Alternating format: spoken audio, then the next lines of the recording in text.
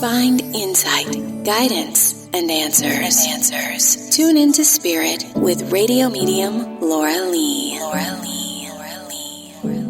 Laura Lee, tuning into Spirit with my special guest, friend and colleague, meditation guru, spiritual counselor, shaman, and author of Shaman's Tale, Richard Alaniz. Welcome, Richard. Hi, Laura. How are you? I'm doing good. Thank you for joining me today because I have, for my holiday season, brought on special guest experts such as yourself. And today I would like some of your experience behind vampires. And I know typically the media and books portray them as supernatural beasts, men or women with fangs and that suck the blood from their victims. But while there are some people out there that are still trying to portray this image, sadly enough, there's also a modern day vampire I'd like to talk about. And I think you're the right person to bring up this discussion. So can you tell us a little bit more, in your opinion, what that type of being might be in our society and how one might encounter them? Sure, I'd love to. The main thing that we should understand, the vampire isn't, Dracula, that type of stuff. Right.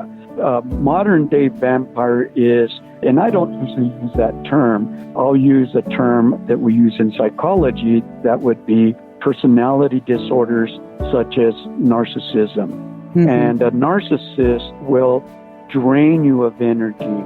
They will manipulate you and they will totally control you. And usually one of the products of narcissism is pathological lying.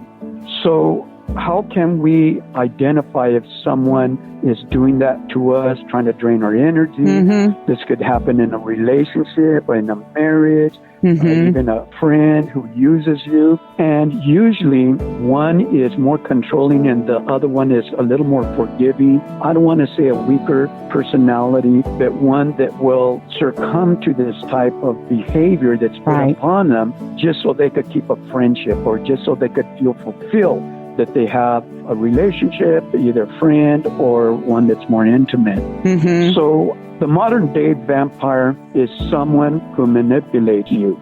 I kind of portray it, even the blood-sucking, blood being the life force energy being drained from us when we're around those individuals. So I think it's easily determined when somebody's in that environment because you walk away and you just feel drained that, you were talking about. So if you could tell our listeners, how would you recommend protecting oneself from these type of personalities that come into our life? Well, first you have to gauge that person as to things to look for. Number one, when someone starts exaggerating themselves, a high sense of self, that's a sign. Number two would be lying. Mm-hmm. And pathological lying is a red flag.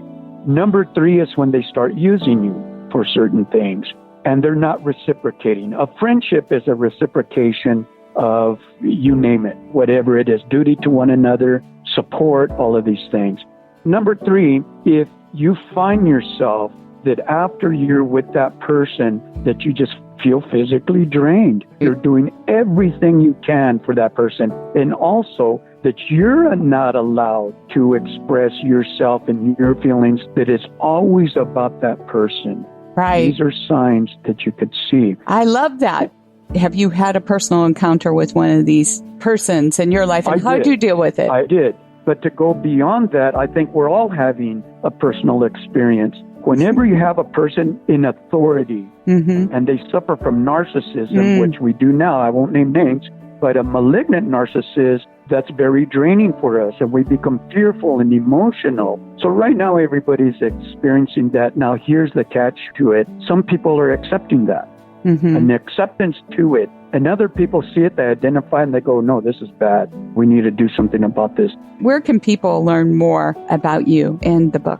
Well, I have an email address. It's balikinstitute@hotmail.com. That's BALIK, then Institute, INSTITUTE @hotmail.com. And they can get an autographed copy of A Shaman's Tale, Path to Spirit Consciousness from me, and I'll give them the information on there. And on the subject line, they should put on A Shaman's Tale.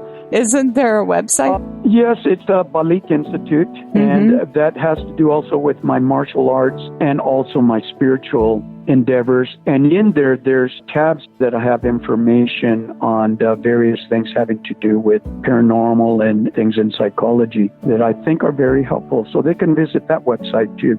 Okay, again, It was a pleasure as always talking with you. Laura. If you haven't already, subscribe to the podcast. It is free.